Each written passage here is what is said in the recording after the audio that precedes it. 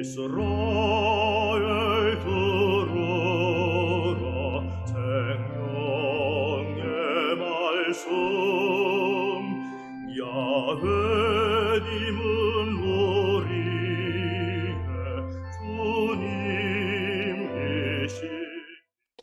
참 예수님 안녕하세요. 오늘 성경 맛들이기 열왕기 상권 13장 1절에서 34절까지 함께 읽겠습니다. 성부와 성자와 성령의 이름으로 아멘. 말씀은 바로 네 곁에 있고 내 입에 있고 네 마음에 있다. 주님, 성령의 빛으로 저희 눈을 여시어 주님의 길을 보게 하시고 저희 귀를 여시어 생명의 말씀을 듣게 하소서. 아멘. 성부와 성자와 성령의 이름으로 아멘.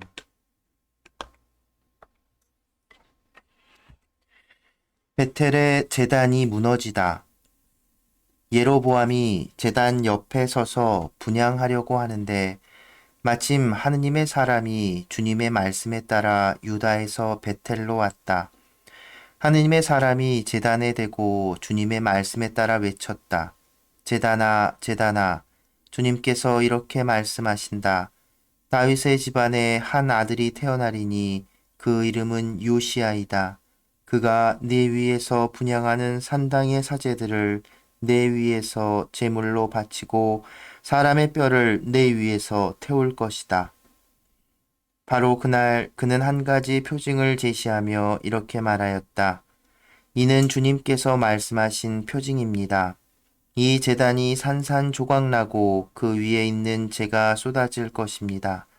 예로보암 임금은 하느님의 사람이 베텔 제단에 대고 이렇게 외치는 말을 듣고 제단에서 손을 뻗으며 그를 붙잡아라 하고 명령하였다.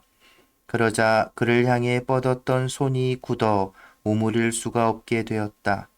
곧 이어서 주님의 말씀에 따라 하느님의 사람이 제시한 표징대로 제단이 산산조각나고 제단에서 재가 쏟아졌다.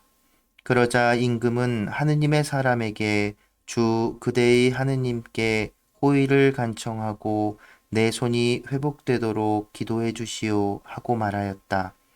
하느님의 사람이 주님께 간청하자 임금의 손이 회복되어 전과 같이 되었다. 임금이 하느님의 사람에게 말하였다. 나와 함께 집으로 가서 피로를 푸시오.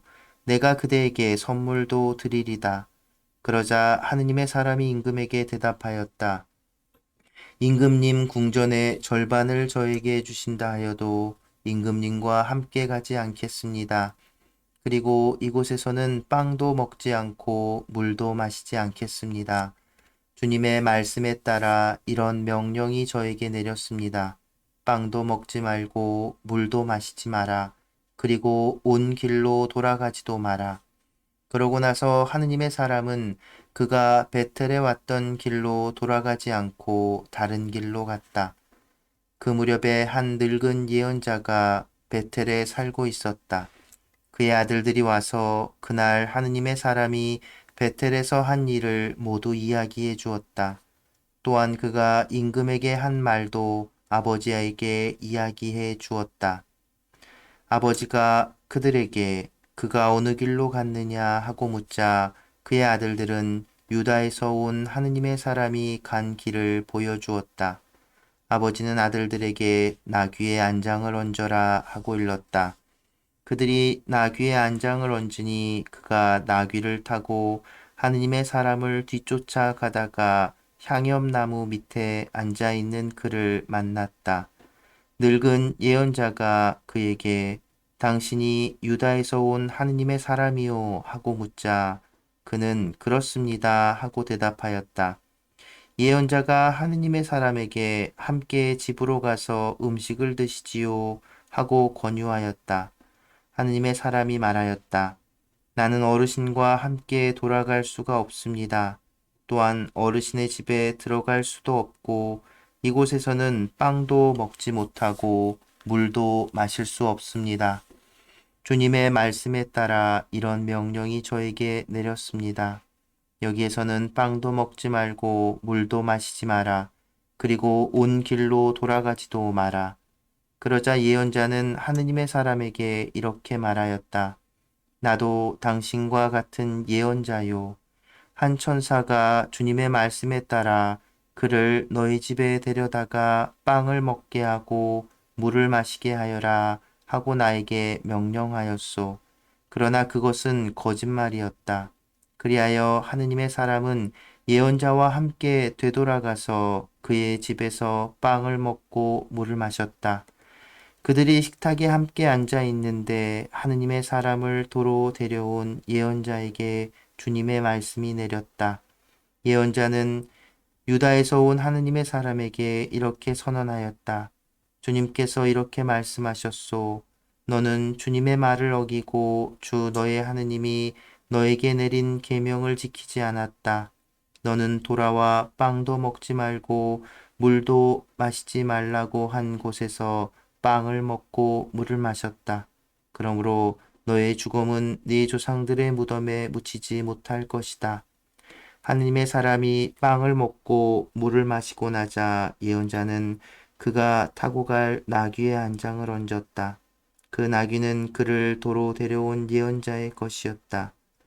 하느님의 사람은 그곳을 떠나가다가 길에서 사자를 만나 물려 죽었다. 그 죽음은 길에 내던져진 채로 있었는데 나귀가 그 곁에 서 있고 사자도 그 곁에 서 있었다. 지나가던 이들이 길에 내던져진 죽음과 그 죽음 곁에 서 있는 사자를 보고 늙은 예언자가 사는 성읍으로 들어가서 이 일을 전하였다. 그를 길에서 도로 데려왔던 예언자는 그 일을 전해 듣고 이렇게 말하였다. 그는 바로 주님의 말씀을 어긴 하느님의 사람이다. 주님께서 그를 사자에게 내어주시어 그에게 하신 말씀에 따라 사자가 그의 뼈를 부수어 죽이게 하셨구나. 그러고 나서 예언자가 아들들에게 나귀의 안장을 얹어라 하고 이르자 아들들이 안장을 얹었다. 그는 가서 길에 내던져진 주검과 그 주검 곁에 서 있는 나귀와 사자를 발견하였다. 그런데 사자는 주검을 먹거나 나귀의 뼈를 부수지 않았다.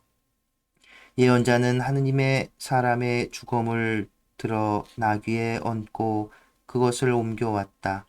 늙은 예언자는 성읍으로 들어와 곡을 한 뒤 그를 묻어주었다. 예언자가 그의 주검을 자기 무덤에 묻자 사람들이 아이고 내 형제여 하고 곡을 하였다. 그를 묻은 뒤에 예언자는 아들들에게 이렇게 말하였다. 내가 죽거든 이 하느님의 사람이 묻힌 무덤에 나를 묻어라. 그리고 그의 뼈 곁에 내 뼈를 놓아라. 그가 주님의 말씀에 따라 베텔에 있는 제단과 사마리아 성읍들에 있는 모든 산당을 두고 선언한 말이 반드시 이루어질 것이다. 이런 일이 있은 뒤에도 예로보암은 그의 악한 길에서 돌아서지 않고 또다시 일반 백성 가운데에서 산당의 사제들을 임명하였다. 그는 원하는 사람은 누구에게나 직무를 맡겨 산당의 사제가 될 수 있게 하였다. 예로보암 집안은 이런 일로 죄를 지어 마침내 멸망하여 땅에서 사라지게 되었다. 성부와 성자와 성령의 이름으로 아멘. 말씀은 내 발의 등불이요 나의 길의 빛이옵니다. 주님, 저희가 성경을 생명의 말씀으로 믿고 기도하며 살고 선포하게 하시어 언제나 성령 안에서 평화와 기쁨을 누리게 하소서. 아멘. 성부와 성자와 성령의 이름으로 아멘.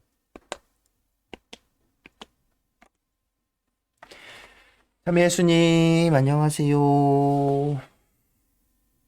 네, 오늘 13장을 함께 읽었습니다. 예로보암이, 그러니까 북쪽 이스라엘 지파, 북쪽 이스라엘의 왕이 된 예로보암이 잘못을 하죠. 왕이 되자마자 이 사람 잘못을 해요. 어제 12장에서 우리가 함께 봤죠. 근데 그것이 한 번으로 끝이는 것이 아니라 계속해서, 그 산당, 그러니까 사실은 하느님의 이름 이 솔로몬이 잘못을 하긴 했지만 그래도 그 하느님께 충실하지 못한 그 잘못을 저질렀지만 그럼에도 이제 하느님께서 그 솔로몬의 성전에 당신 이름을 두시겠다라고 약속을 하셨고 그래서 이제 하느님께 그 예배를 드리고 제사를 지낼 곳은 이 성전이 되어야 하는데 예로보암이 산당들에서 여전히 계속 제사를 지내고 더군다나 이 황소를 빚어서 만들고 이렇게 했지요. 말은 어제 12장에서 나온 것처럼 말은 이집트에서 우리를 끌어내준 하느님께 제사를 지낸다라고 했지만 10장에서 어제 드러난 것처럼 예로보암이 그렇게 베텔에다가 제단을 쌓았던 건 정말 하느님께 제사를 지내기 위해서가 아니라 자기 왕권을 지키기 위해서였다는 것 우리는 확인했지요. 그래서 그리고 또 잘못은 뭐냐면 하느님의 사제들은 하느님께 속한 사람들, 하느님의 소유라고 이 탈출기 모세오경에서 토라에서 율법에서는 분명히 그 명시하고 있지요. 그런데 이 예로보암은 사제들을 자기 맘대로 임명한 겁니다. 그러니까 레위 사람들도 아니고 사제 그 직무를 맡은 사람들이 아닌 아무나 그냥 이제 사제로 자기 필요에 따라 맡긴 거죠. 그리고 자기가 직접 막 제사를 지내고 이런 행동도 범한 겁니다. 그리고 축제일도 자기 맘대로 정해가지고 음, 그러니까 하느님께 겉으로 드러나기에는 하느님께 충실한 것처럼 보이지만 속 알맹이는 하느님께 충실하지 못했던 것이지요. 그래서 오늘 이제 하느님의 사람이라고 그냥 단지 예언자가 아니라 이게 좀 독특하죠. 하느님의 사람이라고 불리우는 예언자가 나타나서 베텔 제단에 대한 예언을 전합니다. 그런데 이제 주석학적으로 볼 때 이 13장에서 이제 분명히 이건 후대에 삽입된 부분이다라고 그 추측할 수 있는 부분이 뭐냐면 특히나 13장 그러니까 이게 전체 내용이 아니라 이런 부분들 예를 들어서 13장 2절에 다윗 집안의 한 아들이 태어나리니 그 이름은 요시아이다. 예, 이건 나중에 이제 유다 왕이 된 요시아라는 왕인데요. 요시아라는 사람인데 이 사람이 이제 개혁을 합니다. 종교 개혁이라고 할 수 있죠. 그 이스라엘 집안의 이제 개혁을 이제 시도하고 이제 율법에 충실할 것을 이렇게 하고 이제 산당들을 다 허무는 막 이런 작업을 해요. 근데 이 요시아라는 인물 이름이 이렇게 예언에서 어떤 특정인의 이름이 분명하게 이렇게 언급되는 경우는 없거든요. 은유적으로 표현이 되지요. 그런데 이렇게 이름이 언급되는 것들을 보면 이렇게 이름이 이렇게 명시되는 부분들은 후대에 이제 삽입되었을 것이다라고 학자들은 이제 주석학적으로 성서 주석학적으로 이렇게 설명을 하기도 합니다. 음. 그리고 또 한 가지 그 같은 맥락에서 뒤쪽에 보면 어딨지?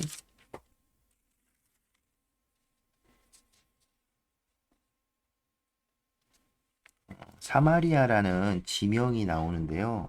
이게 딱 생각이 안 나네. 몇 절이었더라.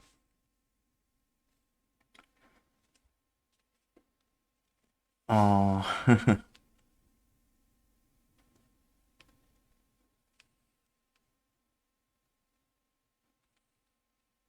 네.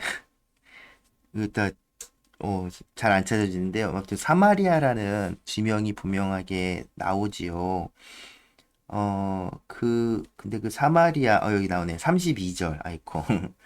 그가 주님의 말씀에 따라 베텔에 있는 제단과 사마리아 성읍들에 있는 모든 산당을 두고 선언한 말이 반드시 이루어질 것이다. 라고 이 늙은 예언자가 얘기하죠. 그런데 이건 이제, 시기적으로 맞지 않는 말이에요. 왜냐하면 지금 이 내용이 일어난 그 시대에는 사마리아라는 도시가 아직 생기기 전이에요. 사마리아는 나중에 북쪽 이스라엘의 이제 수도 역할을 하게 되고, 그리고 더 지나서는 어떤 뭐라고 해야 될까? 여러분 이제 사마리아 신약 성경에도 나오잖아요. 이렇게 터부시되고 이렇게 불과 그들과 이렇게 상종하지 못할 그런 지역으로 표현되는데 그 하느님께서 떨어져 나간 뭐 이방인보다 못한 뭐 이렇게 표현이 되죠.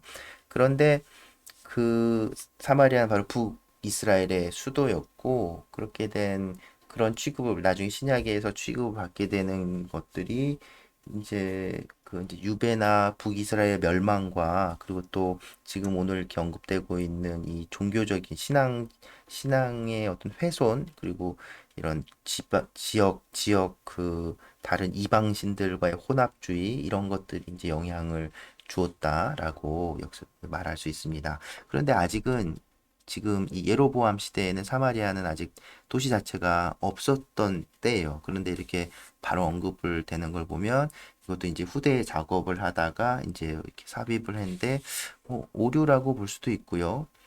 음, 시- 아니면 그냥 또 분명하게 이제 예언은 지금 13장 전체가 예언적인 내용이니까 또 오히려 분명하게 여기다 이제 사마리아라는 이름을 명시했을 수도 있고요. 네, 뭐 이렇게 그 의미를 파악하는데 크게 중요한 건 아니지만 그래도 이제 이런 부분들을 이제 성서 주석학이라는 것에서 이렇게 뭐죠? 연구하고 밝히는 겁니다. 그래서 전반체적인 이 내용은 일단은 뭐냐면 이제 예로보암의 죄에 대해서 이렇게 자 얘기하는 겁니다. 예로보암의 죄는 이스라엘 백성 그러니까 제의 하나님께 드리는 제사와 그 제단을 그 삿된 사람을 부정한 곳 부정한 사람 그러니까 하느님께 드려야 할 그 제사를 훼손한 거죠. 그 굉장히 큰 죄를 범한 것이죠. 근데 그 목적도 자기 왕권을 지키기 위한 어떤 목적으로.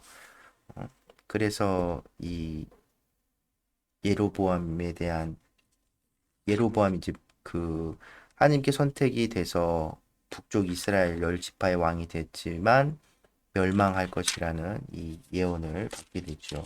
내일 읽게 된 14장에선 바로 그 멸망이 이루어집니다. 아들도 죽고 예로보암도 죽고 그리고 나서 이제 예로보암 북쪽 이스라엘의 왕은 또 이 정통성에 대한 이제 문제들이 막 생기기 시작하는 거죠. 어, 열왕기에서는 이제 이후로 이렇게 북쪽 왕에 대한 이야기 했다가 남쪽 왕에 대한 이야기 했다가 이렇게 왔다 갔다 하면서 다 잘못한 이야기들을 계속 이어나갈 겁니다. 네, 이 엘리야 예언자가 나타날 때까지요. 그리고 또 재미난 부분들은 오늘 이렇게 내용 중에서 베텔의 늙은 예언자가 등장한 부분인데요. 어, 이 이 당시에 어떤 그 믿음에 따르면 이 하느님의 사람이 와서 말을 전하는 것만으로 그 사명이 끝나고 그것이 이제 실현된 것이 아니라 좀 주술적인 그런 그 믿음이 이제 고대니까 가지고 있죠. 이 하느님의 사람이라고 불리우는 이 사람의 그 행동, 그 모든 행동들이 다 하느님의 선포와 그 상징에 포함되어 있다고 믿었어요. 그래서 이 베텔의 예언자, 늙은 예언자는 그 이야기를 전해 듣고, 아, 이것이 아직 완결된 게 아니구나, 라는 거를 파악하고, 그 베텔 성소에서 일하는 사람이었을 거 아니에요. 그러니까 베텔 성소를 지키고 싶은 마음이 있었겠죠. 그래서 베텔 성소에 대한 그 하느님의 신탁을 어떻게든 막아보려는 의도로 이 하느님의 사람의 그 예언적 그 행적을 방해하기 위해서 그 하느님의 사람을 데리고 자기 집으로 와서 먹고 마시게 음식을 제공하고 이렇게 베푼 겁니다. 한편으로 보면 야, 어떻게 이럴 수가 있을까? 예언자라는 사람이 이렇게 할 수 있는데, 그러니까 이런 부분들이 이제 구약 성경에 등장하는 어떤 주술적인 뭐 이런 부분, 성격을 가진 부분인데, 이걸 이제 오늘날의 기준으로만 판단해서는 안 되고, 이 당시에 그 사람들의 그 믿음은 그런 거였던 거예요. 말은 정말 실현되는 힘을 갖고 있는 거고, 뭐 말뿐이 아니라 이런 상징적인 것들. 예로보암에게 그 왕이 될 거란 신탁을 하는 예언자 아히야도 옷을 막 찢어갖고 이렇게 줬잖아요.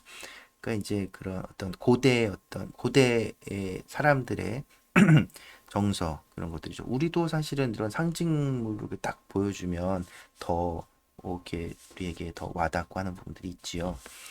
그래서 결국 성공한 것처럼 보이죠. 이게 하나님의 사람을 속여서 데려가서 성공한 것처럼 보이는데 바로 하나님께서는 당신의 그 정말 이것도 이제 이 이런 주술적인 이야기나 이런 것들 안에서도 분명히 놓치지 않는 것이 뭐냐면 주도권이 어디 있느냐는 거예요.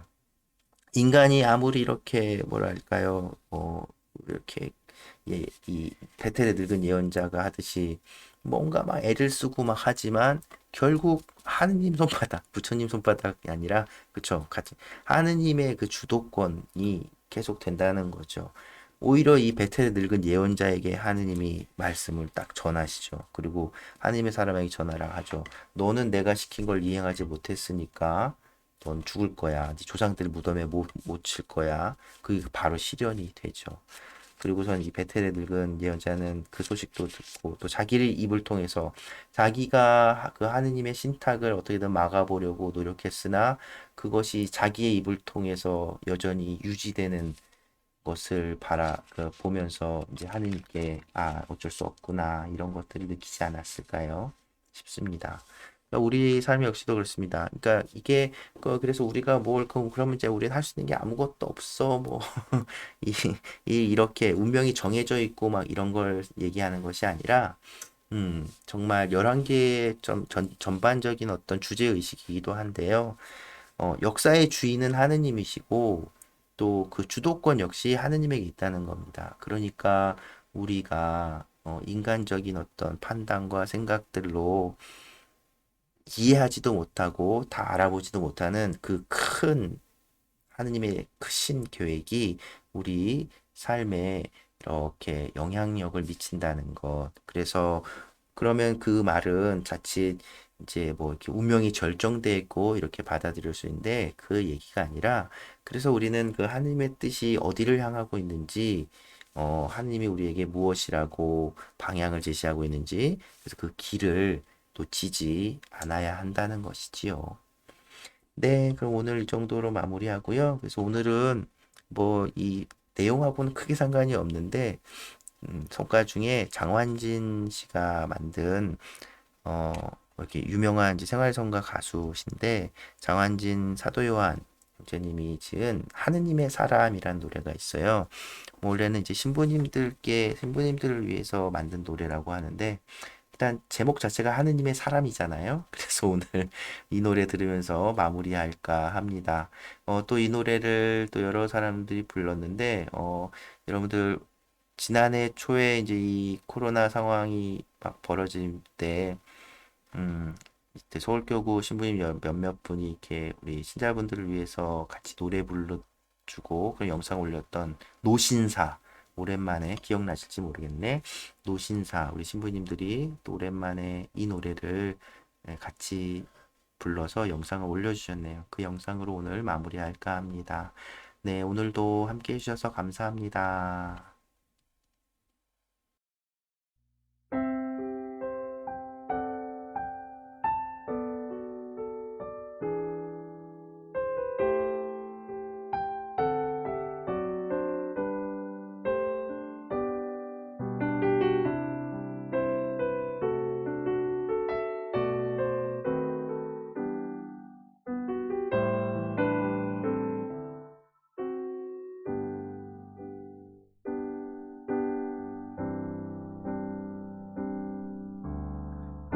당신은 사랑받는 사람, 주님의 축복받은 사람, 어두운 길에서도 작은 빛 되어 주니 당신의 착하고 자요 하늘이 보내주신 선물 험한 길이라도 미래로 함께하네 그 사랑 안에 영원히 주소서. 그 믿음 안에 모두가 함께 하소서. 두 팔 벌려 모든 일을 안아주시는 그대는 하느님의 사랑.